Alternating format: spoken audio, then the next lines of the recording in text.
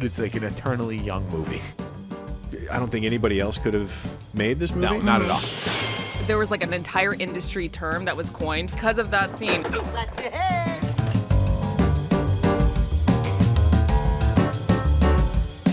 Hello, everybody, and welcome to the CineFix Top 100, our never-ending quest to watch 100 of the greatest movies of all time. I'm Clint Gage, and with me, as always, IGN's Director of Video Programming and user of lots of words, Michael Calabro. Hey, Clint, how's it going? That's going good, such man. a nice compliment. Yeah. Well, it was either that or, like, obsessive tracker of YouTube analytics. That's me, yeah. Yeah, that's they're better. both you. Yeah. Both accurate. And also with us, IGN's senior news editor and Terminator 2 Judgment Day truther, That's right. Alex Stedman. That's me. How Nice you to be doing? here. Good. You guys good? Yeah. Still good? Yeah. Excited Great. to be here, Clint. I can tell. Excited to be here, Bob. $1. So how this works, we'll all get our bids in. Closest without going over wins. But aside from that, how this works, the CineFix Top 100, the three of us put together, we sweated and poured over our personal lists of the top 100 movies of all time. And then Dan, our producer, decided that he deserved to also make a list, and then subsequently smushed all four of those lists together via some bananas algorithm that he won't explain to us. And that created the CineFix Top 100. And now we don't know where these movies land on the list. We don't know where everybody else ranked them on the list. We don't know anything except for Dan has now included an envelope on the table. Ooh. And this is, I guess, the big reveal. This is Chekhov's envelope. You put an envelope on a table at the beginning of a podcast, and you have to open it by the end, is the rule, right? And you're going to have to actually auditorily reference the envelope every 5 periodically. minutes. Yeah. We'll do envelope checks. Yeah. Envelope. Is it still there? On the hour, every hour. Envelope checks. Is it still there? Anyway, where the movie that we're discussing today is ranked on the top 100 in this envelope. Can't wait to find out there. But according to the whims of Dan's stupid algorithm, this week we're talking about Who Framed Roger Rabbit. Who did it? You know, even Dan's stupid algorithm can pick a good movie every once in a while. It's a real broken clock. Yeah. you Yeah. know? Yeah. So Who Framed Roger Rabbit, Robert Zemeckis film from 1988. Bob Hoskins is incredible in it. Christopher Lloyd haunts dreams to this day because of this movie. I'm going to digitally replace my eyeballs in the edit. Oh, okay, good. I'll be sure to pass the edit off to you just so you can do that. I will take no notes on how bad my cartoon eyes are. But, I mean, the movie also had damn near every animated character that had ever been created up until 1988 in it, which is a stupid miracle as far as, like, studio politics go. But just to jump straight into it, like, what is your guys' relationship with Who Framed Roger Rabbit? How many childhood scars do you have because of it? So I'm kind of glad that I didn't watch it as a kid. You didn't watch it as a kid? No, I didn't. Okay. So this was a little bit before my time. I was born in 92. It came out in 88. And I didn't watch it until later in life. So I don't have that close of a connection to it. But, you know, thinking about it, it's a real good movie. I'm not mad about it. Yeah, so you have a grown-up's eyes. Yeah, I do have a grown-up's eyes, and I feel like I wouldn't have gotten half of it anyway. No, yeah, It's like, I certainly didn't would have either. missed most of the Right. jokes and probably would have been terrified by Christopher Lloyd anyway. Yeah. So it's for the best. Yeah, so like I watched it a lot when I was a real little kid, and then it like kind of disappeared until it came out on DVD, and that's like when the DVD came out, it's like that's the time I'm gonna get Roger Rabbit. I love that movie when I was a kid, and then I watched it, and then it's just like that viewing was like teenage Calabro, like just like Beavis and Buttheading it, just Yeah. like sitting on the couch going like Yeah. Well, that's and then one I of the, got all the innuendos that time around. I'm like, wow, this movie is So incredible. did it ruin patty cakes for you? Because I have to wonder, like, the generation of Yeah. children who thought, like, the game patty cake was dirty. Yeah. Yeah, but then Bob's Burgers, you know, like brought it back around. Yeah. Now I think it's wholesome again because of the cake episode of that. Oh, yeah. Yeah. So, but like all of that, I was like really into that movie when I was like 5 or 6, and all that shit just went way over my head. And then Yeah. there was like 10 years where I never watched it and came back to it at like 15, 16. I was just like, whoa. Yeah. Yeah. No, it certainly is one of those movies that, like, 7-year-old Clint saw it, and, Judge Doom scared the living bejesus out of Yeah. me. But then, you watch it again 10, 15 years later, and all of a sudden you're like, this movie is better than I remember. I feel like it was made for adults. I don't think it was made for Well, like it was. I mean, yeah. there was that window in the 80s where kids' movies were made by adults also wanted to go see the Yeah. movies. I mean, you look at movies like The Goonies and even like Temple of Doom. Is ostensibly a kids movie to a certain degree, but it is spooky as hell. I mean, it's like Hollywood forgot that lesson until like Shrek in 2001, Right. which Yeah. coincidentally is probably right around the time Roger Rabbit came out on DVD. On DVD. Yeah.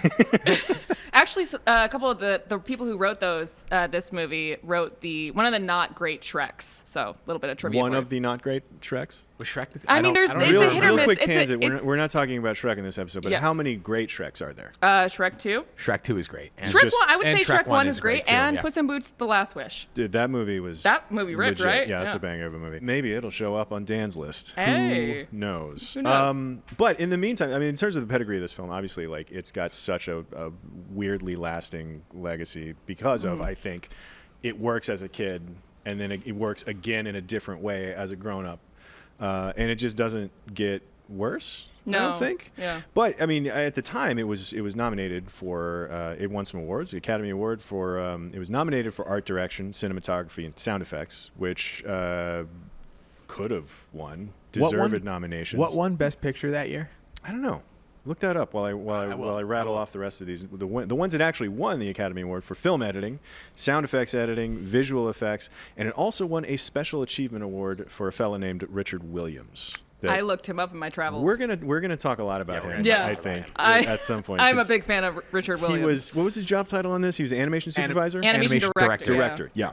Just the fact that he won a Special Achievement Award, which is basically the Oscars saying like, we don't know what to give Yep. you, but we're gonna give you something because, oh boy, like Yeah.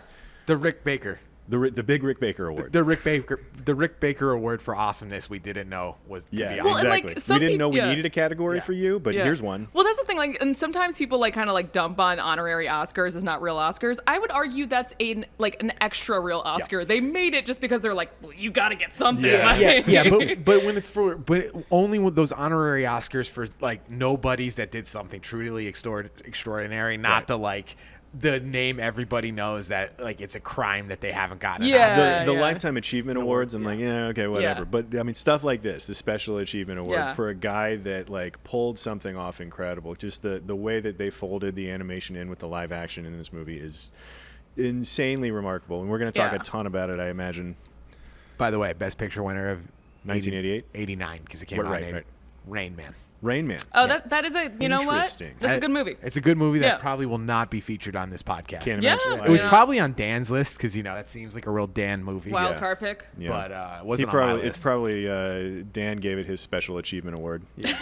In terms of the folks that made this movie, I mean, there's obviously Robert Zemeckis directed it. In 1988, when he made this movie, he'd had Back to the Future under his belt. Romancing the Stone was the other big movie that he'd done. And then also he'd done an episode or two of Amazing Stories with Spielberg, which I don't know if you guys ever saw those, but Yeah. Amazing Stories they were a blast. They were just like weird serial adventures. Cool 80s Twilight Zone. Yeah, But not exactly. the actual 80s Twilight Family, Zone. more family-friendly Twilight Zone stuff. Yeah.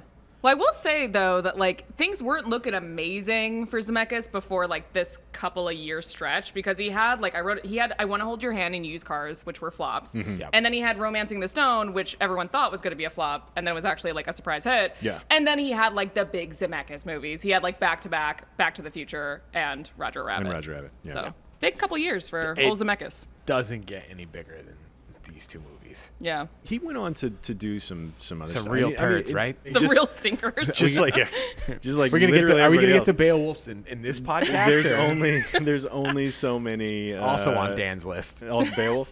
Yeah. Yeah. Beowulf's Dan, number Angelina one. Jolie's Grendel. yeah. Grendel's mom, Dan sorry. loves Beowulf.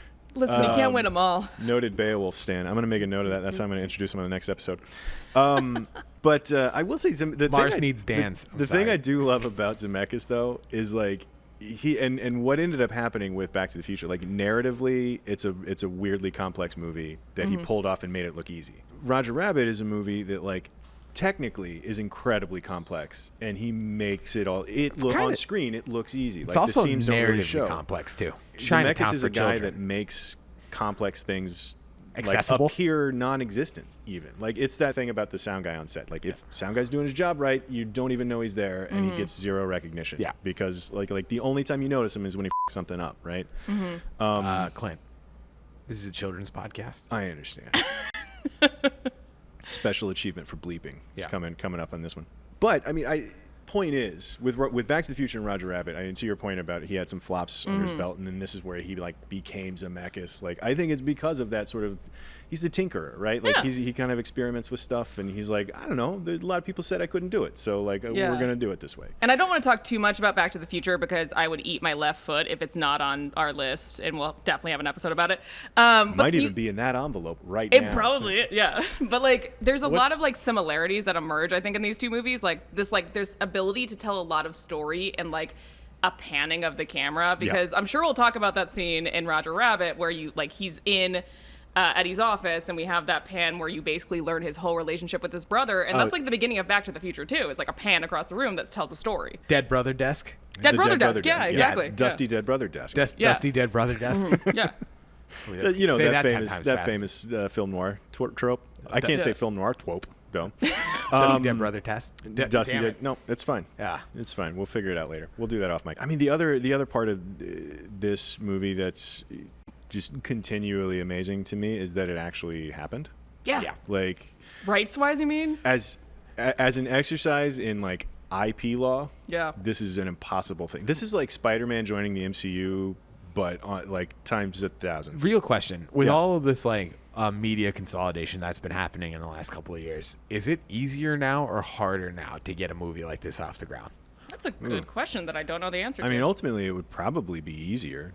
At some point, like I mean, this is if Disney owned all of. Do we want to get into the Looney Tunes? Do we want to get into the IP stuff right now? Because like the battle over Bugs Bunny is like we can do that. I mean, well, let's talk more about the movie in general before we get into that, because like the way that Spielberg like mafia bossed his way into making this movie happen is truly fascinating. But we'll get back to that. Let's get into some of the art of the scene stuff here. Let's talk about some brilliant moments because this movie is chock full of like technically impossible stuff that looks easy. Like the scenes do not show on this movie to date. Like they really don't. It's incredible. What scene do you want to talk about? Well, the scene that I particularly want to talk about is like in Valiant's apartment where they're at the sink. Oh yeah. Like there's two. That's the one I brought too. There's two in particular, right? There's the one at the sink. So if we want to talk about the sink, we'll save it for yours. No, it's fine. And I'll talk about the one where Judge Doom comes and he ultimately does the like no tune can resist to like a shave and a handshake. Yeah. Neither of those are mine. So Shave But haircut. when he like flies through the door, right, and then like he hits the light, and then the light is just friggin' swinging.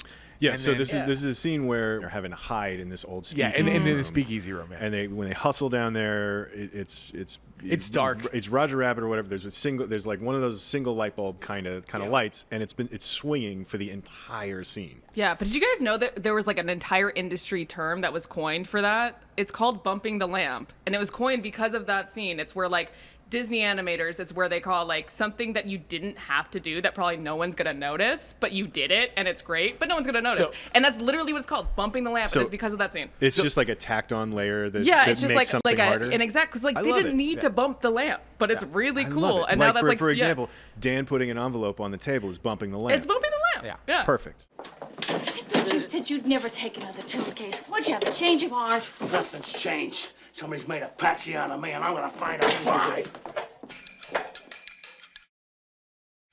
So like the interesting thing about that scene is, and to your point, right, it's something they didn't need to do. So like I was reading this interview with like that the Rap did with some of the creators, and they're talking about how like Zemeckis and Dean Cundey,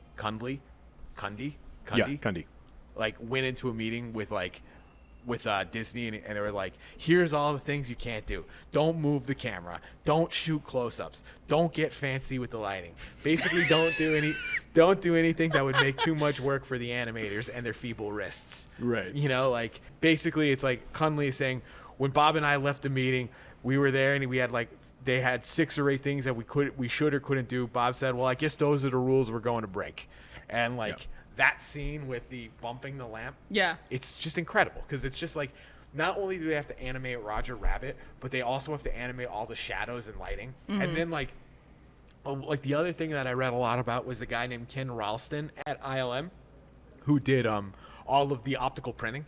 So it's like, you know, like the how they like would basically sandwich all of the layers together onto the film and then expose that as the new layer of film, right? He did a lot of if you work with After Effects, it's like the 2.5D, right? So like he makes individual layers within the film and like sandwiches them together and then rephotographs that. Right. Like he basically did a lot of that with animation for the first time. Took like the Return of the Jedi technology and stuff like that and like adapted it to like hand animated animation for the first time. That's what it gets that like really good look in the edit, so it doesn't look like someone just drew over the negative of them. And it there's no other way to pull this off except for doing it the hard way. In fact, there's the guy that wrote the book that the movie's based on. He was inspired by some of these commercials that had like cereal mascots, like animated cereal mascots dancing around with actual people.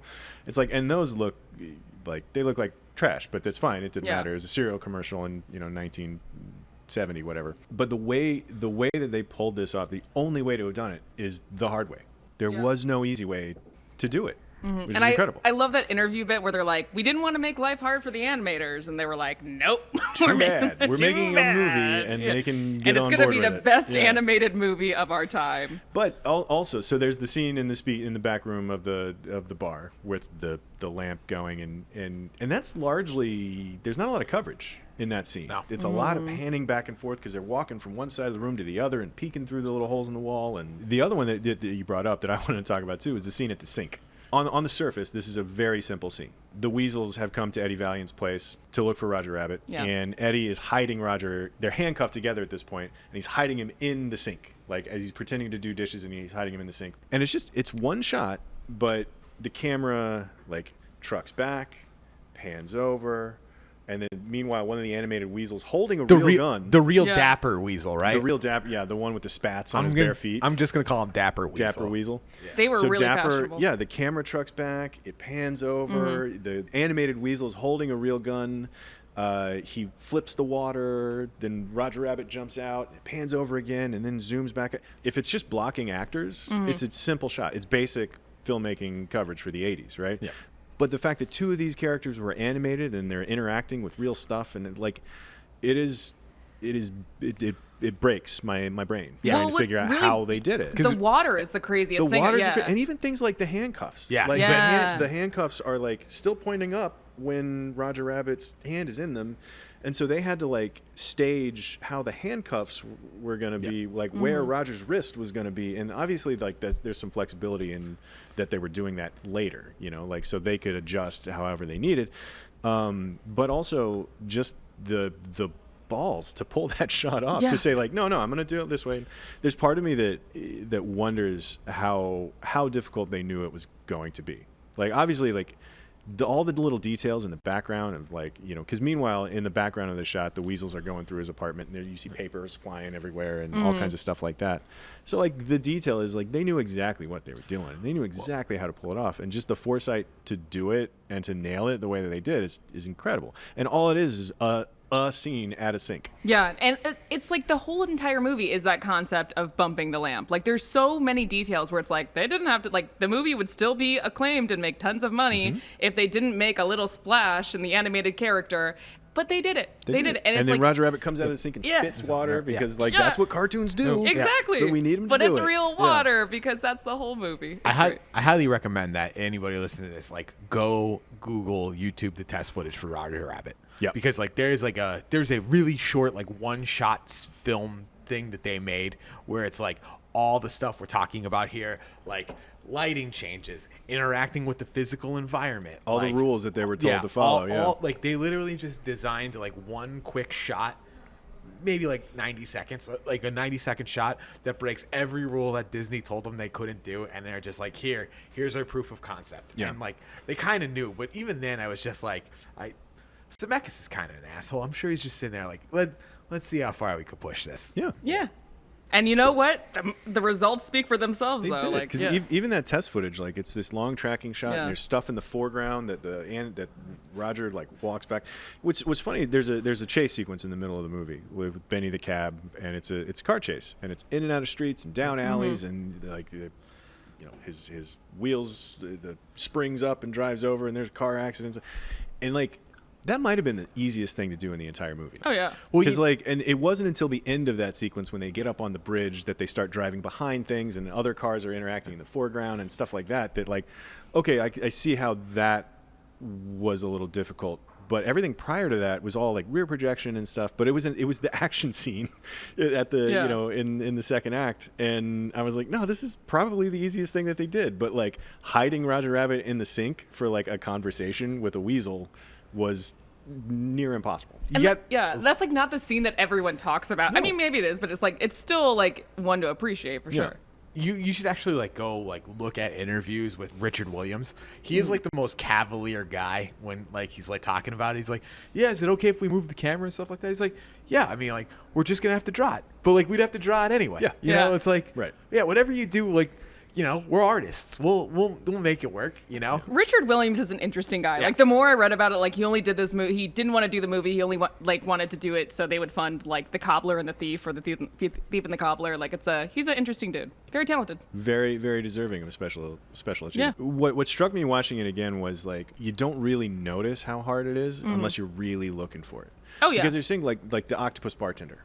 Yeah. Arms flying everywhere, and if you look closely, they're flying up and behind glasses that are hanging, you know, behind the bar, and like the animation is warped and it looks natural going up behind the glasses behind the bar, and it's details like that. There's another one, Dumbo flying outside the window, like flying behind these Venetian blinds. How they had to rotoscope those Venetian blinds, like what a flex. Yeah. Exactly. Like it you know, and it wasn't like there was a green screen behind the blinds that they just tacked it on. Like it was a proper, like they had to do that frame by frame and blind by blind, and then they did it when they pulled the blinds up. We talk all the time about little bits of practical stuff that allow you to buy the fake stuff on screen.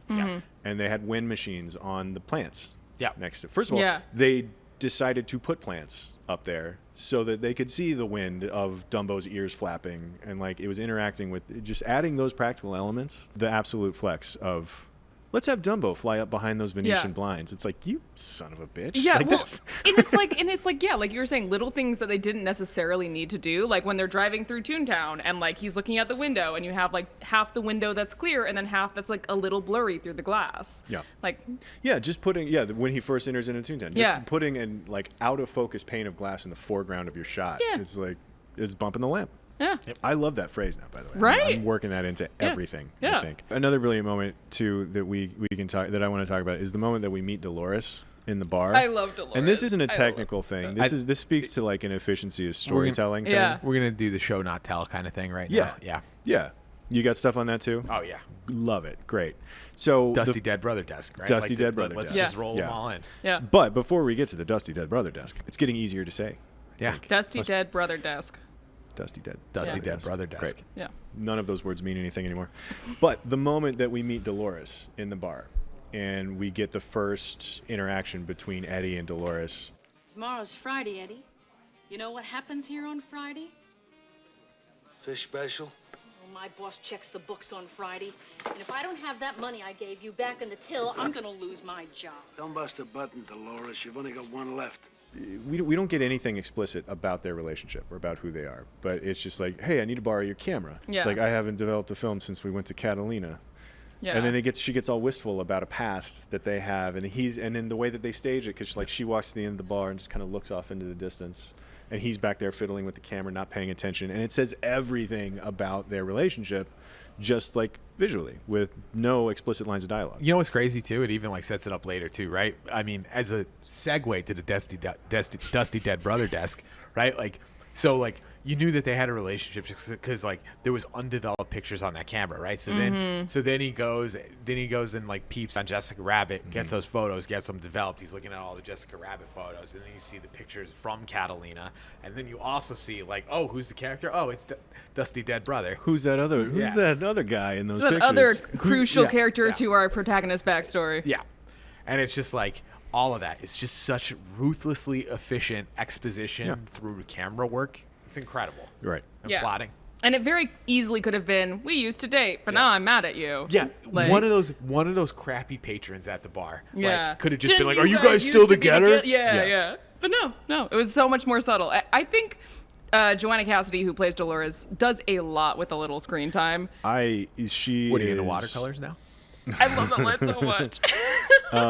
Dabbling in watercolors, Eddie. That's it.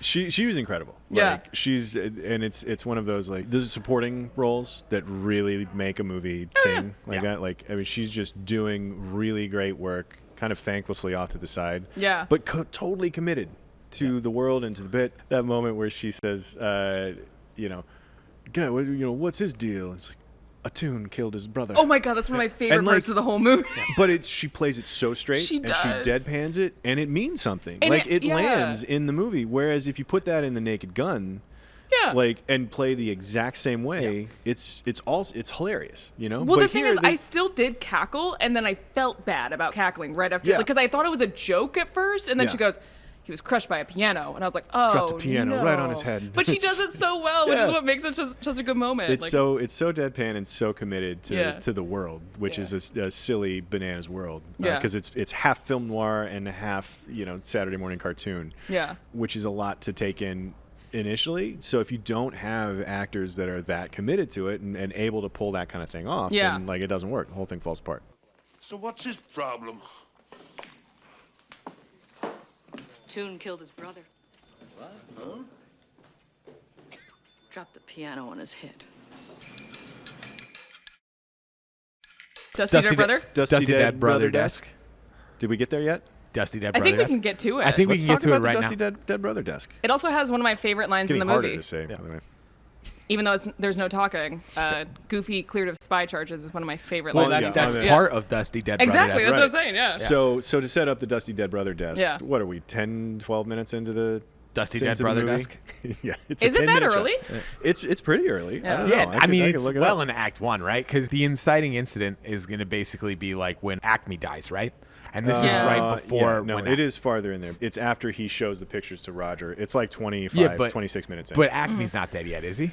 No, No. he's theoretically dying while this is happening because he wakes okay, up. yeah. So he goes and shows the pictures to Roger, gives them a drink. Oh, yeah. Roger goes Yeah. to get sad, And then Roger goes to get Roger sad. goes to get sad, and then Eddie goes home, drinks himself to sleep, and that's when we get the pan of the Dusty Dead Dead Brother Brother desk, and he wakes up the next morning to find out that Acme's been murdered. they dropped a safe on him. They dropped a safe on him. But during the Dusty Dead Brother desk, it's this great. He's flipping through all these pictures of Catalina, and we're getting wistful, and the music is that wonderful sort of film noir saxophone kind of. Set the tone. Do more of that.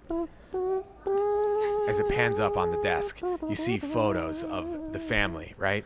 There's the brother. They used to be carnies, which makes them natural brothers who gravitate to the antics of Toontown. Then they join the police force. But unfortunately, one brother meets his very fateful end, and his other brother does not dust the desk in his brother's absence. I mean, that's what worked out. happens. Right, Yeah. pretty good. And then so we pan across it, and we get all these fun little details in print, like pictures, and like we see them.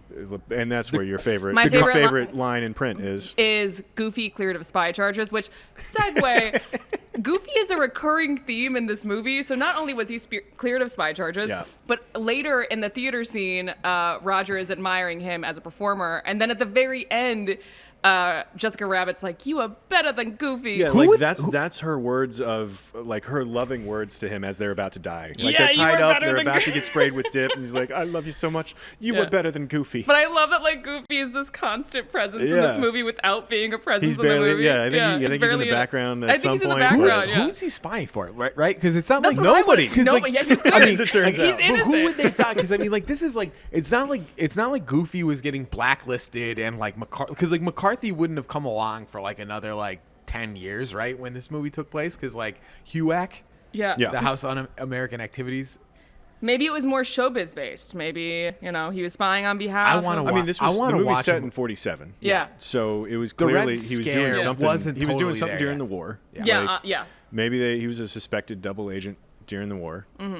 Goofy aside, that desk scene is phenomenal in terms Yeah. of just like laying the backstory of the protagonist without dumping exposition, which this movie is very good at not doing. The other thing that the scene does, and I mean, talking about efficiency and storytelling, Yeah. is that it's also a time lapse. It pans away from him drinking. Oh yeah, because he It wakes pans up away drunk. from him drinking at night. Yeah. And then we look at all of these things and all in the desk, and then when it goes back up to him, it's morning and the bottle's empty and he's asleep on the desk. Yeah. So it's like we could say all this stuff out loud and then cut to the next day. Or we could show him in his environment and visually show the things, the dusty dead brother desk, and like that tells us what we need to know about the character. And then we're also using that to travel into the next day. So like every shot in this movie is doing 2 or 3 things. Oh, yeah. Which is fantastic. And it's a pretty tight runtime too, which I miss those. Yeah. But like it makes use of every single second, which is really admirable. Yeah, it's an hour 40. Oh, Solid 100 minutes. Amazing. beautiful. No, but Yeah, that's makes me want to shake my fist at the cloud. Like it's Yeah. one of the things that makes me feel like an old man when I get mad at 2.5-hour movies. Oh no, I also feel like an old man Yeah. when I get mad. Because you at know that. what? Even Robert Zemeckis wasn't getting 2 VHS tapes. No. Yeah, Yeah. the double VHS tape edition was the thing that really kept runtimes down. Yeah. Yeah. Now that we don't have that problem, it's The Titanic. We said, have a screw new, you, we have everyone. a new worse problem. it's a whole different problem. Yeah. Exactly. I have another favorite scene. Yeah. The Ink and Paint Club, which first of all, amazing club. Yep. I want to go there. It looks really fun. So like they open the doors and I feel like it's the first time that you like fully are immersed in like the live action animation world. Cause like we talked about the octopus behind the bar, which is phenomenal. But then you have Donald Duck and Daffy Duck playing the piano and it's like vaudeville and slapstick. Yep. And fun bit of trivia. In order for the WB and Disney characters to be in the same movie, they basically had to have the same amount of screen time. So that's why you have Donald and Daffy like competing against each other. It's so good. But then of course you have the infamous Jessica Rabbit introduction, which I think shaped many young men's lives. It sure did. And women's. Yeah, everybody's. Yeah. The really sexually charged nature of people's interactions with Jessica Rabbit. Yeah. Like humans' interactions with this. Like, what did we think about that? Like, is it because it's played? Yeah. It's played just like anybody else, any other like dame in a nightclub scene from any film that's set in the 40s. but with like a dash of Ralph Bashki. Right, Yeah. because it has like that very sexually charged like Fritz the Cat vibe to it too, which is like I never knew about when I was like 5, but you know, Right. I only recently watched Heavy Metal for the first time. Yeah. And that movie, I'm honestly glad I didn't see it when I was 13. Yeah, fair enough. Like, it's probably for the best. But I think Bob Hoskins is so good in that movie because that's the most cartoonish he looks the entire time. Because like the way his like jaw just drops, Yeah. he looks like a cartoon character. Well, He's like that had to have Awooga, been. but like in live action. I had read that the direction that Zemeckis gave him was because he didn't know what Jessica Rabbit was going to look like. Yeah. So he was just Oh. like, just imagine like your ideal sexual fantasy Yeah. of a woman. And that's what you're seeing. Yeah. And so that was what he was doing. And then it's like a dog chasing a car, right? Mm-hmm. Because now I'm like, well, what are you going to do if you catch up there, guy? Yeah. Like, Yeah, what is- exactly. what is that going to Well, look when like? when she like basically starts giving him a lap dance, he clearly doesn't know what to do. Yeah, like he's yeah. like He starts leaning in for something, and He's then like, he gets but the hat in the face. yeah. and that dynamic to me, like watching it this time around, I was like, that's a little weird. Also, I read that to make her more cartoonish, instead of her boobs bouncing downwards, they bounced up. It was like they were literally defying gravity Yeah. for this woman. I was watching this like one Richard Williams cartoon animation like thing before like we started this, and it's like this like very buxom woman comes on. And it's just like, yep, this is definitely Yeah. the guy that That's- animated. Yeah, It more or less was Jessica Rabbit with it was actually a a blonde. skinnier Yeah, waist. yeah. Right? Yeah. And I will say another thing I love about this scene, in kind of a sad way, I feel so sad for Betty Boop. Yes. Well, that was another thing I wanted to talk about with this scene, Yeah. because like here's a movie that is based in nostalgia. Like it's Zemeckis is the new Hollywood guys grew up. Yeah. In the 40s and 50s, they Yeah. grew up on these movies, the detective movies and everything. So it's nostalgic for film noir. Sam Spade kind of detective stuff. It's nostalgic for Saturday morning cartoons. And then also within the movie, there are cartoons that are also already out of date. And so to have Betty Boop show up and the only work she can get is waiting tables at this club, nobody wants to work with me now that And there's like everything little, went to color. like when she like adjusts her garter because she's like clearly feeling insecure. Yeah. Like it's like little things. The way that they used Betty Boop to Yeah. like we're watching Betty Boop feel inadequate in the presence of Jessica Rabbit. Yeah. Which is like, I mean, it's also a weird little shorthand. I mean, it's like a Oh yeah, you have one known quantity, so now you understand the Exactly. unknown quantity Yeah. better relative to the known one. Yeah. yeah. You got to let T-Rex lose a fight in one of the sequels, and now Yeah. you know that whatever nonsense name. Listen, it's not Jurassic Park time. I'm sure it will be. It'll eventually. be at some Indominus point. Rex. Indominus But Rex. also another bumping the lamp moment also comes in that scene when she's performing and like the camera is like on her legs, like you can see like through her sparkly pink dress. It was like they didn't need to do that, Yeah. but they did. They sure did. Yeah. We haven't talked about Judge Doom yet, No. which Christopher Lloyd as Judge Doom is. I mean, there's a handful of brilliant moments that go with him. 'Cause the dude was spooky as hell. Yeah. So there are two moments that I'm really glad I didn't see as a child because I'm pretty sure they would have scarred me for life. The first one is when he essentially drops a puppy in an acid bath, but it's not A a puppy, shoe. it's a shoe. Yeah. But it might as well be a little puppy. A puppy or a child. Or a child. frankly. Like, he drops a child Yeah. in an acid. No, and That it's, shoe had a family I mean, and a brother. I bet Probably. he did. But like it's I actually really like that whole scene because they're like interacting with all the different props, like the animated props, like when he takes the black hole and then he like puts his hand in it. That was also good foreshadowing. Yeah, Yeah. that's true. But then Christopher Lloyd comes. Chekhov's hole. Yeah. Wow, Clint. Inappropriate.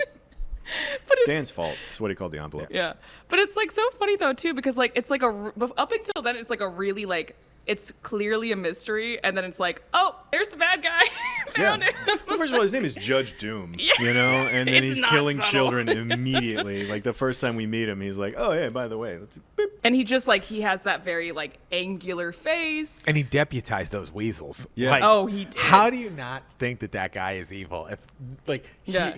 these well-to-do weasels over here are my proxies. Yeah. Yeah. You know. Yeah. Well, I mean, it's shorthand, right? Like, Yeah. I mean, he's as much a cartoon as anybody else. And obviously, in the end, we turn out to find out that he literally is a cartoon. Also But- terrifying that moment. Go on. Yeah. Ethan by hunted the all way, of them. when he died, when he's flattened by the steamroller, And that Oh. that's one thing. But the way that he reacts to it, like the like Yeah. the high pitched and panicky screaming. That's not a way that I've seen many bad guys go out.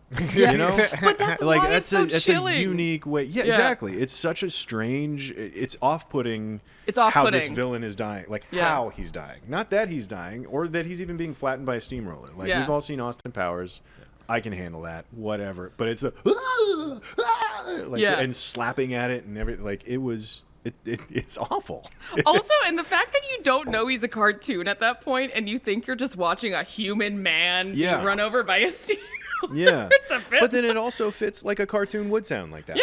you know, Oh, yeah, 100%. Like, Great use of non-blood there.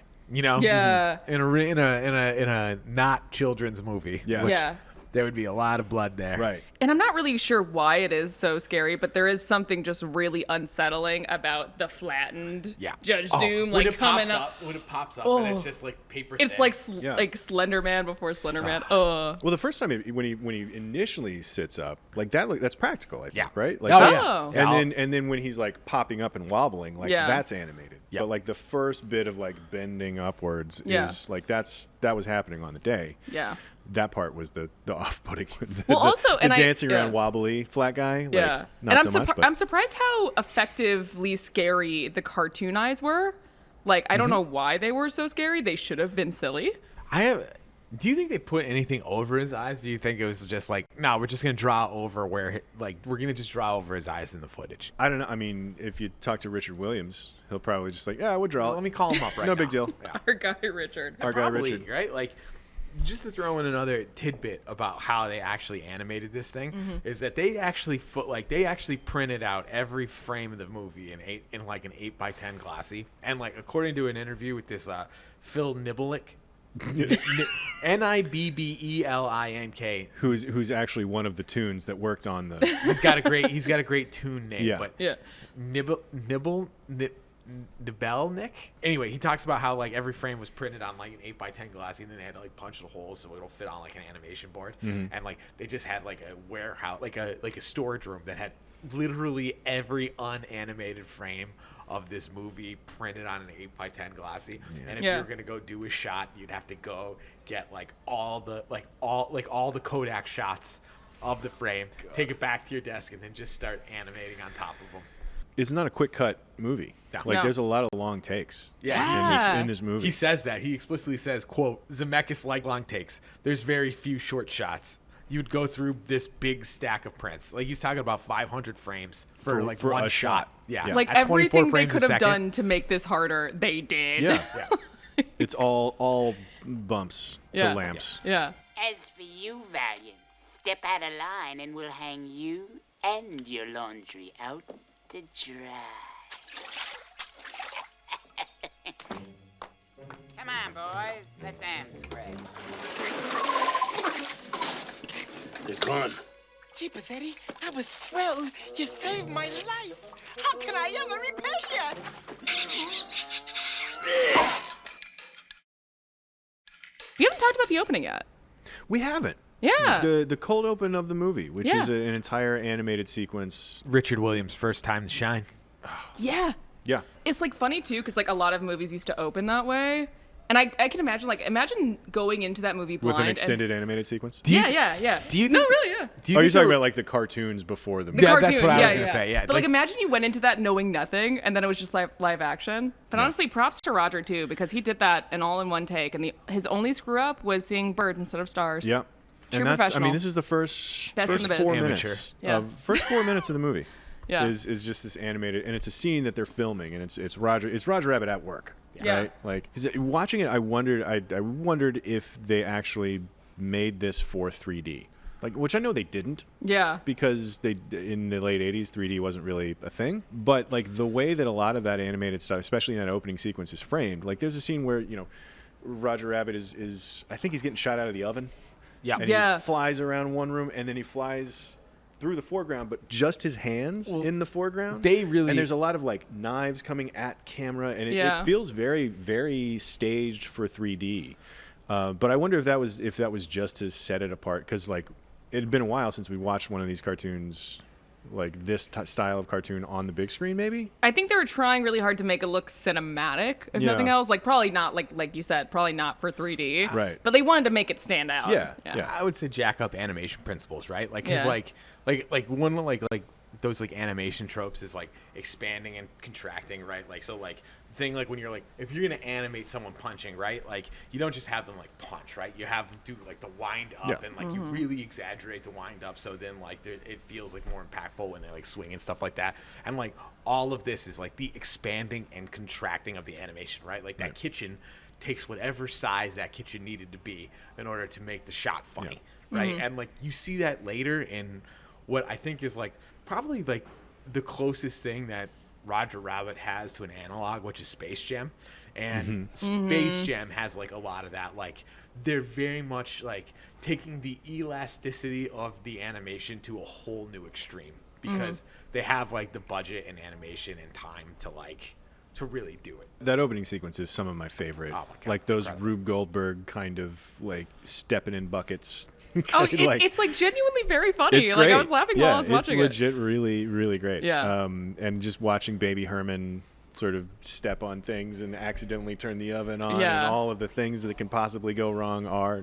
Yeah. And then, like, funny little cameo, the director, Raoul B. Raoul, which is a fantastic name, by the way. Yeah. Is Joel Silver, who's a producer that is kind of a notorious prick, I Yeah. think. I didn't And know that. That's crazy. That's Joel Silver, and he's doing like an impression of himself, kind of. Yeah. From what I read. Oh, But that's hilarious. anything not hold up to you guys? Anything So- super cheesy? I wouldn't say it doesn't hold up, but aside from the very scary Judge Doom, like big reveal parts at the end like just isn't that memorable for me. Like the fight, I don't know. Like it's not what I think about when I think about this movie. It's very by the book. It is. Like he there's does a- his monologue, which by the way Yeah. is just about Los Angeles transportation, which is Right, that is one thing we have Yeah, talked yeah, about. yeah. is, like, The Chinatown for children. yeah, Yeah, exactly. yeah. The fact that this movie and Chinatown make a fantastic double feature Yeah. is pretty wild. One thing we haven't talked about, but like one of my favorite bits, right? Which is like when he's taking like the trolley car and he can't afford the fare, so he sits in the back and then he gets cigarettes from the children. yeah. The other kids that are yeah. hitching a ride on the back of the trolley. So this movie's Yeah. all about cartoons drinking and then this guy getting cigarettes from children. Well, that's the thing. I wouldn't say there's a lot about this movie that doesn't hold up, but there's a lot that this movie couldn't get away with in 2023. Yeah. Like stealing cigarettes from children. being one of them. taking your main characters to a burlesque show. Yeah. I mean, Yeah. there's even the patty cakes bit, despite like the stand-in yeah, is yeah. like, come on, like we Adultery, all yeah. know what that is. yeah. we know what they're doing. Yeah.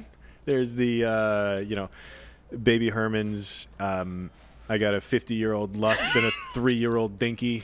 Like, which when I was rewatching it, had a sound come out of me. I was like, what? I had a physical reaction to that line too. It was visceral. So I mean, there's a few little odds and ends like that, but honestly, not really. Like it was a kid-friendly film noir, and so there was a lot of the simoleons and all of that sort of vernacular was lots. It was lots of fun, and it doesn't necessarily age poorly.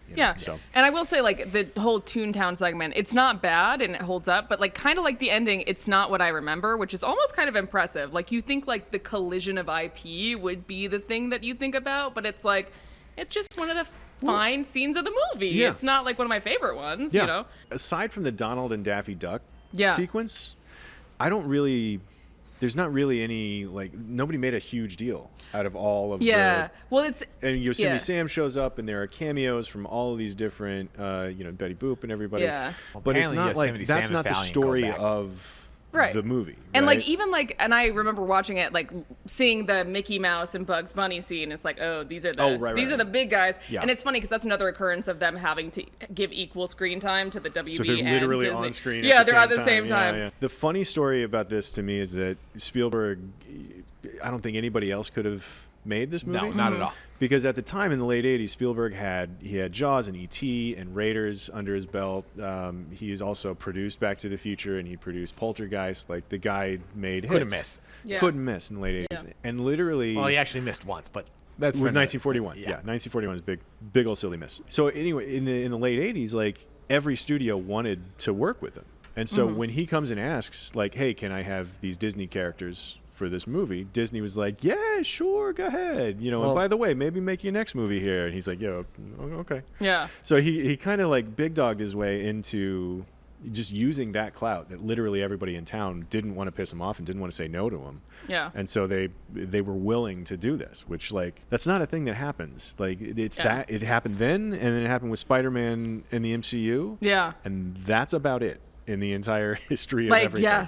I mean, Chip and Dale tried it. I guess, yeah. Not as effectively, but they did. No. A lot of times when you have a big crossover, that's kind of what you're selling. But kind of what I was saying earlier, like, the crossover isn't what you think about. Like, you're thinking about the wonderful film noir, and it's nice that Bugs Bunny and Mickey Mouse are on screen together. What's funny is none of them are integral to the plot. No, it's Roger. They're cameos, Yeah. at best, and that's not the story. Yeah. That they're telling. The fact that Toontown exists and literally every cartoon you've ever heard of lives there is it's not integral to the story, but it's like super integral to pulling off something of weight. Yeah. And it's cool. And it's just f***ing cool. Yeah. Yeah. The interesting thing I found about that is, like, Warner Brothers fight with the producers of this, right? Because, like, they really wanted to use modern bugs, right? So, like, like 80s bugs. Like, well, I think he was, like, actually designed in, like, the 50s or 60s. Like, that Bugs, he's the Bugs we know today, right? Yeah. And Warner's was like, listen, if you're gonna use, we're cool with you using bugs, but if you use them, like, use modern bugs, because we're selling a lot of T-shirts. Yeah. Right? But they were like, no, we want to do the period appropriate bugs, which was 40s bugs. And I mean, I guess they won because, like, 40s bugs is in the film. Yeah. But like, I didn't really realize until that moment that there's, like, that many different designs of Bugs Bunny. Right. Yeah. Yeah. When we talk about things that we couldn't get away with today, like not necessarily things that hold up, but things that you wouldn't put in a movie today. And I feel like we've been chasing that high ever since in Hollywood. This is the one thing that like, this movie doesn't get made in the first place because of all of this IP nonsense. So good work, Steven Spielberg. Good on him. He big dog for good. Yeah. Let's talk about movie lists. What I dug around the archives, and I don't think that this actually showed up on any lists. It's a shame.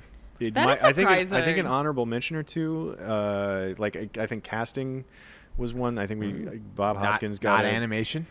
No, not because there wasn't a hybrid animated category in our top 10 animated list. I think we drew the line at it has to be fully animated. Oh, is there a film couldn't noir find list? it because you couldn't find enough auxiliary ones to say like none of these can make the list. I refuse to talk about Cool World, which is why Roger Rabbit didn't make the list. So let me ask you this question: Yeah. Would this movie be a film noir or would this be a neo noir? It would have to be neo noir because it's in it color, wasn't right? made Yeah. in the era of Yeah. noir, right? And it's color, And it's color. Yeah. Yeah. except for Betty Boop. Except for Betty Boop. Poor Betty. Poor Betty. Yeah. So what lists would you put it on? I mean, obviously, like I think if we revisit our animated list, Yeah. I'll for sure get a hybrid in there, Yeah. so that we can talk about it more. Why aren't we making the special achievement award list? The special achievement, yeah, top 10 special achievement Academy Awards of all time. Yeah, He's right there at the top. him and Rick Baker. Him and Rick Baker, just the two. Well, I wrote down film noir, but I guess I have to Nah. replace it with neo noir. Well, neo-noir one could or the other, absolutely whatever we be, want. be Yeah. a subcategory Yeah. of, because you can't, like, film noirs were so, it's hard to break that down Yeah. into 10 different spots without including a neo-noir Yeah. or a Anime- comedy I noir. still stand Because by it. also I'd put Dead Men Don't Wear Plaid in there too. That made the top 10 noir list, but this didn't. No, I haven't made a noir list. So, well, Yeah. I'll get on it. Just take Come it easy. on, Hey. Clint. Be a shame if something would have happened to your YouTube channel. God don't make forbid, a you film know- noir. What do you You know know, about showbiz? Every day you wake up, you go to work, you walk outside, and there just may be a vault waiting to exactly. fall on you. There's a piano that's, Yeah. that's trying to get up to the There's- second Yeah. floor. A couple of guys. A lot and of some people rope. buying pianos around you. A lot of people using real crappy ropes. Be a shame if an accident Be a happened. shame if an accident would happen. I'm sure this isn't a list that exists, but if there was a list for like movie crossovers or IP crossovers, I mean, this would be number one. Yeah. I feel like. Yeah, it would have to be. I Sorry, don't think there are Avengers. that many. I Yeah. don't think we can make that list because There's like it's- Space Jam, Ready Player One, But even Space Jam Space is all Jam just 2 Looney we're Tunes. talking Yeah. about. Back Yeah. in Action or whatever. A New Legacy. A new yeah, legacy. the new one. Yeah. Where the droogs are Anything that's on HBO Max. Anything that Or has- Max. Excuse me. anything that has a Clockwork Orange characters in a children's show. Right. Yeah. Right. Anything from the Warner Brothers back catalog. Oh, you know what should But be a that- list? Sorry. No, go ahead. Lists that you don't understand. Kids movies that you don't understand until you're adult. Yeah, kids movies for grown-ups is Kids movies for grown-ups. That's always that's a weird one to crack because like I do really like kids movies that are more grown up than you think. Like I like a good kids movie that's just a kids movie, but Well, sure. I like sure. a little something that's for me too. You know, Just a little something for mom. Yeah. How quotable is this movie for you guys? so quotable. Yeah.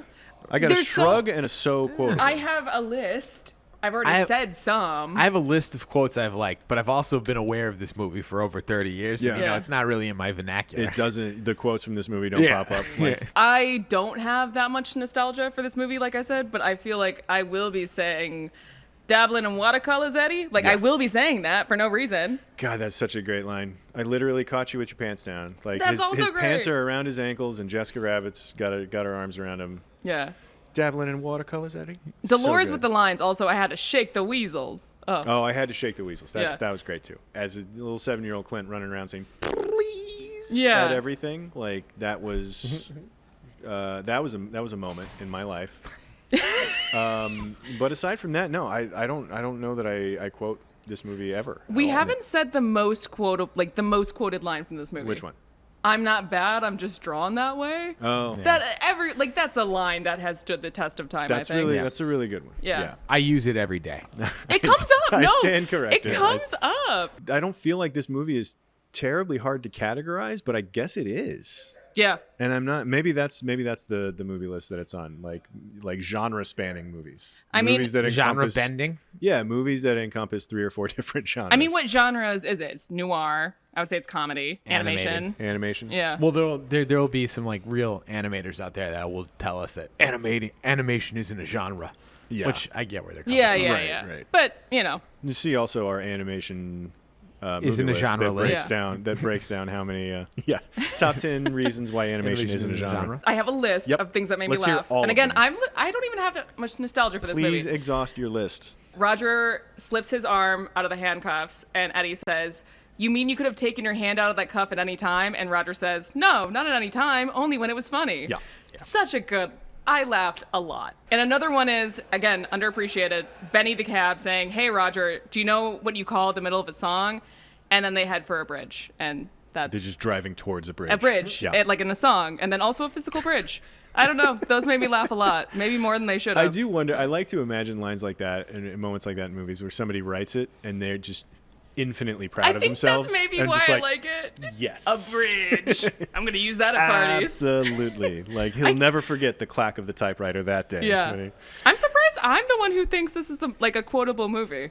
I mean, I like a lot of the quotes. I'm just I'm just saying, I've like loved this movie for so long, but I've never thought to quote it. I do love the film noir kind of vernacular, like that, detective speak, hard-boiled detective speak. I love it. I mean, there's so many gags in this. There's a lot of gags. The whiskey on the rocks, and I mean ice, and then later they bring back actual rocks in his drink. We should have been drinking whiskey on literal rocks. We should have. Absolutely. That's on us. Because Dusty Dead Brother Desk would have been so easy to say, drinking like room temperature brown liquor. Couple of real rock whiskeys down. Absolutely. Also, this is not what we're talking about, but you just reminded me that drinking alcohol is Roger's superpower. Yeah, which is a very odd choice. It's like his spinach. Yeah. Jinx. Oh yeah, it is like his spinach. But like his negative spinach though. Yeah. Because it just blows him right up. Yeah, but it does work in his favor. You know?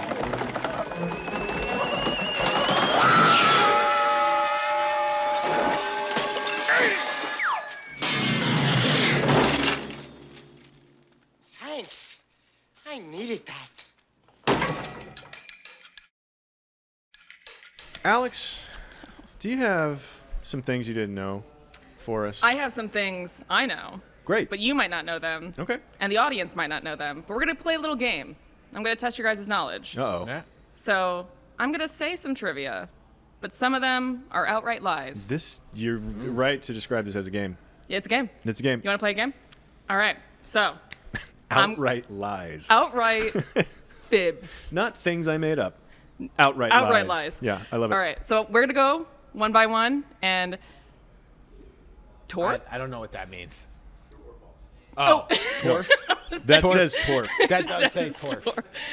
For the listener or viewer, I'm Dan not and cutting his- around this because I need you to know that Dan just wrote the word Torf And on I'm a glad whiteboard. you all saw Don't Torf. show it. In his Don't show in it. his It's not infinite worth wisdom. No, I think that you need to show Torf. Torf. He wrote the word Torf. So we're going to play Torf now. Great.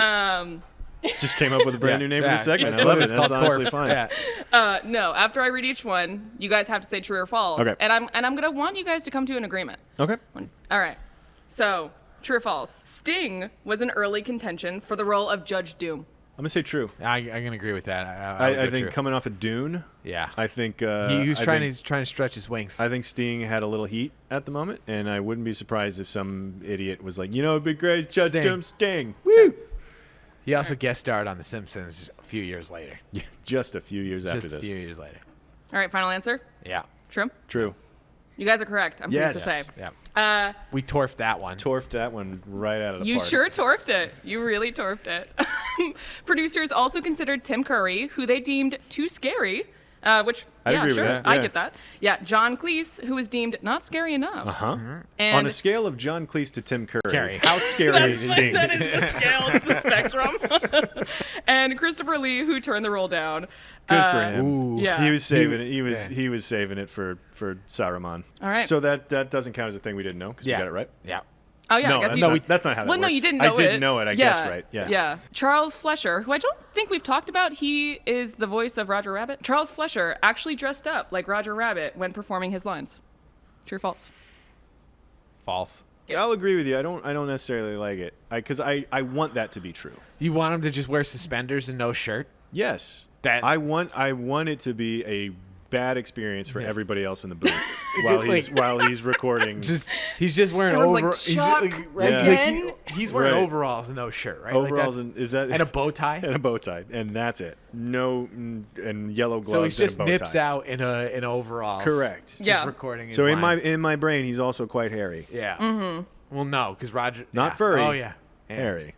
Well, I'm so sorry, boys. You've been torfed yourself. It's true. Ah, Wow. good. So he's Yeah, no, I'm super congrats. relieved by that. That's great. No, he said in a 1989 Starlog magazine interview, it just didn't make sense to do Roger Rabbit's voice in my street clothes. Anytime you do a movie, you wear a costume. There's something about putting on a costume that helps in the transformation process. It seemed like the right thing to do. So I wore a costume every day. I buy it. I mean, it sounds a little loopy, but you can't argue with the results, can you? So do you think he had like a fur costume, or is he just going in there nips out? Just I think. I recording? mean, Oh, hopefully nips out. Nips out. Yeah, it gotta be. Come on. I mean, did you hear his explanation? Like, Yeah. how's he gonna? Does that sound like a man Does who would that hide sound like his a man nips? who's not gonna go nips out? Yeah, Like no. at the I mean, drop of a hat. I mean, listen, that's a commitment to his art. Even if he's asked to go nips in, He would say he no. would table flip. I'm an actor. I quit. And these are my nipples. And then you find yourself somebody else to do the voice. Rogers nips out. Steven. I'm nips out. This is not part of the trivia, but I remember reading somewhere that Bob Hoskins said that he went a little crazy after this movie because he kept seeing hallucinations of like the animated characters. Oh, that's great. I think Charles Fleischer walking around with his nipples out in red overalls probably didn't Yeah. help. Just as an aside. You think he was there on the set? I don't know. Oh my God. Can you imagine him Yeah, going he to was craft doing, like- services? You think Reading he was his doing lines. like reference lines for Hoskins, and that's what drove Hoskins crazy? That's it. Yeah, He's- there's I okay. see the There are nipples in 3 my alternate sleeve. universes that I would rather be in. That's wonderful.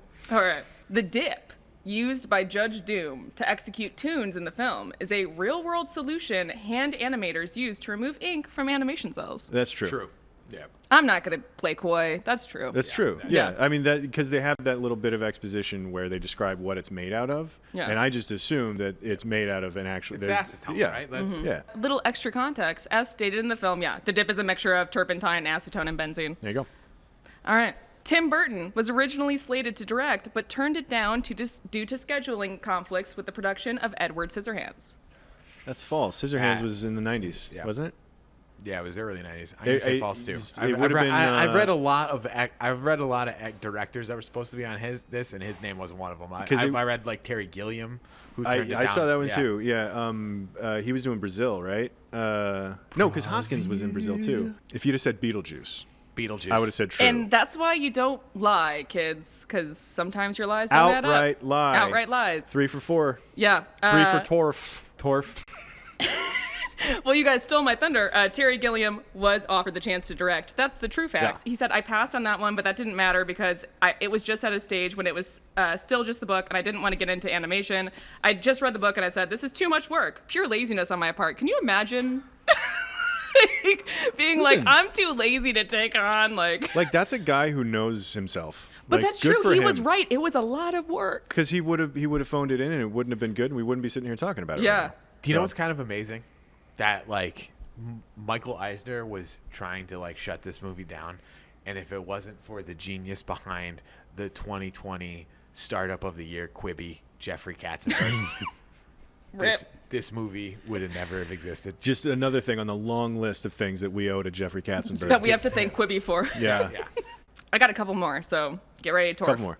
Rapid fire Torf. Here we go. All right. Torf. A World War II set prequel was planned but never got made. That's true. True. Yeah. You're right. $360 million at the box office. They're trying to make. They're gonna Yeah. do something else. Basically, they got cold feet, and I don't blame them. Hmm. All right, last one. 3 sequels of the book were published called Who Censored Roger Rabbit, Who Stripped Jessica Rabbit, and Roger Rabbit Toon Platoon. False. False. The original book was called Who censored Roger Rabbit? Yeah. Well, I can't get anything past you, You boys. can learn all about that on an CineFix's What's the Difference on Roger Rabbit that we did like 6-7 years ago. No, but you're right. That was the title of the original book. Yeah. The 3 sequels that were published were called Who Plugged Roger Rabbit.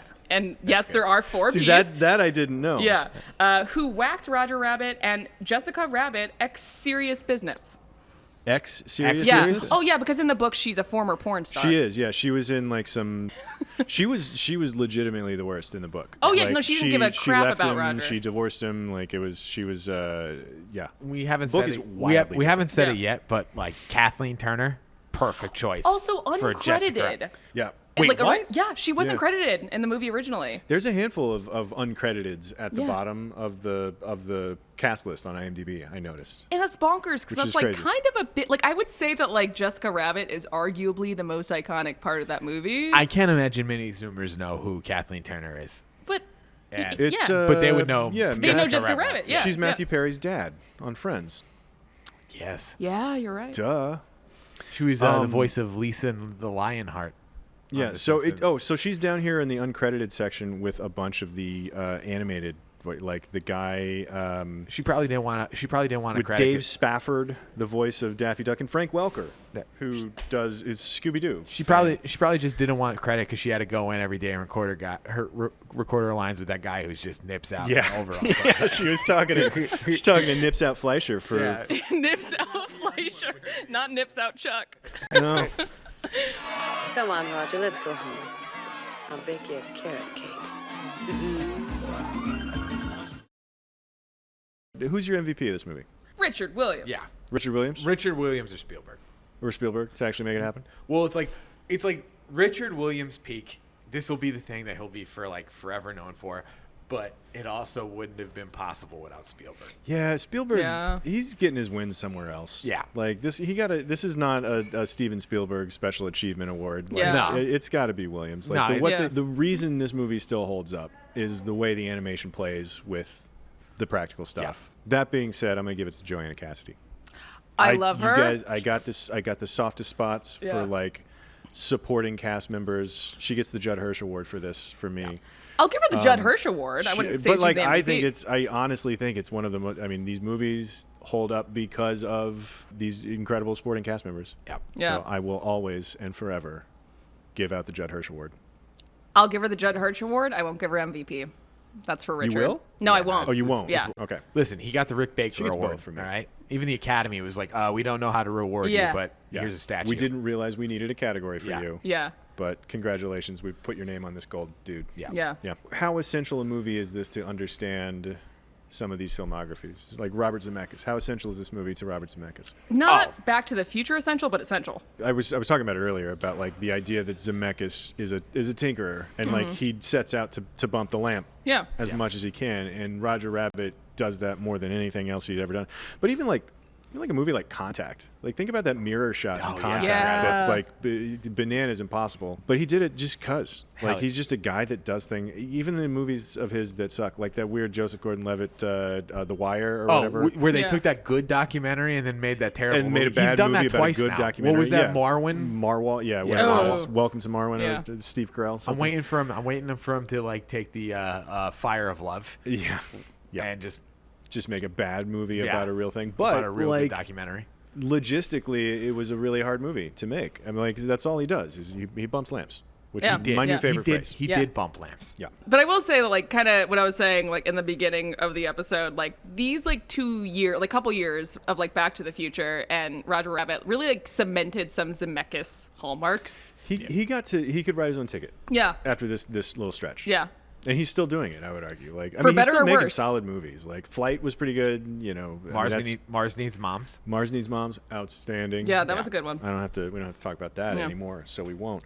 But what about Hoskins? I mean, this is, Is this the Bob Hoskins to you I guys? think it is. I think this is the most mainstream Bob Hoskins movie. Yeah. Yeah. So, I mean, he had a really great run doing like Last Good Friday and Mona Lisa, and he had like some He had some Criterion British bangers. tough guy Yeah. Criterion bangers that but I mean, as an experiment, I looked up a bunch of obits for him, and Who Framed Roger Rabbit is gonna like be the top of the list, it's yeah. like the first line and the photo. So I feel like that tells you, like, Yeah. what's the first line in your obit? It's Who Framed it's Roger Who Framed Rabbit. Roger Rabbit. Yeah. That's probably true. Yeah. That'll be what we call this segment from now on. Like, what's the thing obit they'll talk about headline? when you're Yeah. dead? Yeah, your I open mean, headline. kinda. We Yeah. only have time for one last segment. Calibro, this is your segment specialty. Take it away. So, the thing that no one has been waiting for, but I've been eagerly excited to talk about. You've been visibly antsy. How is this movie made better by casting Nicolas Cage? Now, here's the wrinkle, because you could do two things here, right? You can cast of the time Nicolas Cage because he was up and coming, or you could cast any era of Nick Cage. Okay. We can time travel Nick Cage, however we feel. Nicolas Cage, at least in this segment, exists in an infinite time continuum where he's We've he's Winter every Soldiered age, he's Nicolas every Cage. age and no age at the same time. Yeah. I mean, that's true in real life of Yeah. him. Anyway. But Okay, so who are you swapping him out with? Judge Doom. Judge Doom? Yeah. Agreed with an asterisk. I don't Oh. think the movie's better because of it. I think if someone put a cartoon gun to my head and said cast Nicolas Cage as something, I would say Judge Doom. But I still Wow. think Christopher Lloyd is better. Whoa. Judge Doom is the obvious one. Yeah. Yeah, it's the obvious choice. It's not the correct one. It's the obvious choice. Wait, Oh, what's the correct one? Just put him as the voice of Baby Herman. Nicolas Cage talking about 50-year-old lust and 3-year-old dinkies. All right, Yeah. Gage. That's why we keep you around. That's pretty good. Come on. That's pretty good. Yep. So Judge Doom being the obvious, like of Yeah. the live action cast, for sure, it's Judge Doom. Yeah. Yeah. Baby Herman's yeah. a good. Because I But don't that's want, good. I don't want Nicolas Cage. I don't want him as Eddie Valiant. No, absolutely Unless not. you write a couple of flashbacks in, is where He he's could have the- been a he's good the dead brother. He could like modern Nick Cage, like today's Nick Cage, could have given a good maroon. Yeah. yeah. The movie executive. Yep. I give it up. Yeah. Or even Marvin Agnew. Yeah. When I was I trying to. I don't want him like to be like. Goofy. Yeah. Yeah, and people I actually yeah. like him. Like yeah. Yeah. Acme, who I was originally gonna say, but yeah, no, I don't think he would have been good as like a jovial little pudgy guy. Yeah. Yeah. Fair enough. Okay. So I'm right. Baby Herman. Yeah, I'll That's give that what to we you. decided? Yeah. That's Love what it. I was prepared to say this movie would never be better with Nicolas Cage, but you know what? You swayed We me. did it. Baby Herman. Congratulations. We figured it out. Okay, Okay. so So he can only deliver that line right now. He needed 50 years of lusting. yeah, exactly. Yeah. No, it's modern day Nicolas Cage Yeah. traveling back to 1988 to be the voice of Baby Herman. We talked a lot about how this movie holds up and how incredible it is in a number of ways. Is this movie a masterpiece? Yeah, you're confidently you're smugly nodding over there. Yeah. So I mean, like, come on, let's be real here, right? Like, the fact that they were like, let's make Chinatown for children, and then Steven Spielberg believed in that idea so much that he had to go around Hollywood like a mafia don, extorting IP rights from everybody. It'd be a real shame if I didn't make my next picture at your fine establishment here. Got all of those people together. Then the executives at Disney was like, you can't move the camera, you can't do this, you can't do that. Like, nope, you're cut, nope. And then like they were like, F that, and then they made this thing, and then they had to give a special so academy. good. They It had was to so invent good. an academy an They had award. an Academy Award for it. Like, how is this thing not a masterpiece? Because it's not only in a technical achievement, but it's also like a narrative achievement, and it is also, since even it was a period piece at the time, it's timeless. Like right now, and it'll never look old. Right. Yeah. And it's like an eternally young movie. I'm not going to argue with any of that. Same. No notes. Cosign. No. Yeah, that's. I mean, it's a masterpiece. Yeah. It really Yeah. is. So that being said, now that it's a masterpiece, where's it going on your list? 61, Bob. Number 61. It's a masterpiece in the 60s. So you had it 61 I like on your list. 60 movies better than this masterpiece. 61, Bob. Alex, where'd you have it in your list? Do you one better? It's not on my list. It's not even on your list. No, so like the thing is like But you quote it all the time. But it's my new favorite quote. Okay. Here's the thing. I feel fine about it not being on my list. Like, I don't have that strong of a personal attachment to it besides loving the line Goofy cleared of spy charges. No, it's not on my list. I had it right there. You win by Price is Right rules. Closest without going over. Mine was 64. Oh, hey. I had it at 64. So you and put 3 bad movies ahead of it. Is I what you're put trying three worst movies. 3 worst movies ahead of Yeah. it. So Hey, Dan, the look, moment we're, we've we're all playing been- with your stupid envelope now. the moment we've all been waiting for. Let's find out what kind of nonsense algorithm thinks about 61 not ranked, Is it- 64. Dan's so good at math. Isn't he getting audited right now? Dan, did you have this on your Is he- list? Yeah. No. Oh, so you guys... Shaking his head, which indicates no. So only me and Clint acknowledge good films here is Yeah. what you're trying You to say. guys really forced this one on there. Frank Roger Rabbit. Yeah. Number 83. Hey. I'm...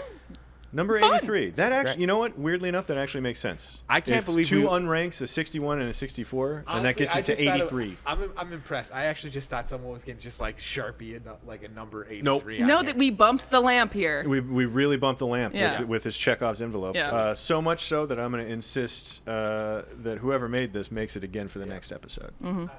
Let me ask you this: it wasn't on your list. I'm not going to ask Dan the same question because he's dead to me. But Yeah. Who Framed Roger Rabbit? Does it go on your list now? Having revisited it, having discussed it. It's interesting because I don't know if we can talk too much about prior episodes, but I felt that way about Sunset Boulevard. It wasn't on my list, and I was like, oh. Should have been on your It list. should have been on my list. Yeah. As much as I don't have any complaints about this movie, I don't feel the need to put it on fine. my list. Okay. Like I feel like it would be fun to like at some point like redo our lists after we like kind of think about it for a while. I still don't know. Like, despite me thinking it's the most quotable movie of all time, I don't put it on my list. Way to recommend that now on camera. So when Dan thinks it's his idea to do an episode about that, there we go. It was not your Got to idea. cover our bases. Any final thoughts about the movie? About Dan? No, we should save those. That's going to do it for us this week. Next week, we will be talking about, of course, the most logical double feature to pair with Who Framed Roger Rabbit, City of God. So we'll be watching and discussing City of God next week right Also here a on the kids' CineFix movie. Top 100. A movie that for sure belongs on all the same lists as Who Framed Roger Rabbit. So come back next week. We'll see you then. And Now it's time we can finally get these nibs out.